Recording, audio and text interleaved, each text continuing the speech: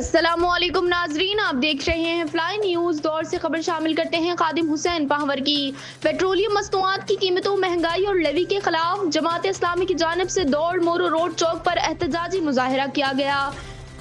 कारकुनान ने जिला अमीर तारिक जावेद आराई की क़यादत में मेहरान हाईवे बंद करके शदीद नारेबाजी की।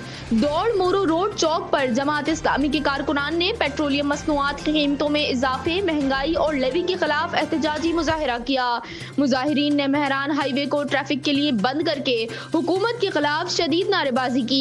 एहतजाज के दौरान कारकुनान ने महंगा पेट्रोल नामंजूर, पेट्रोल सस्ता करो, महंगाई खत्म करो और लेवी भत्ता नामंजूर के नारे लगाए। मुजाहिरीन का कहना था कि बढ़ती हुई महंगाई और पेट्रोलियम मसनूआत की कीमतों में इजाफे ने अवाम की जिंदगी अजीरन बना दी है, लिहाजा हुकूमत फौरी तौर पर अवाम को रिलीफ फराहम करे।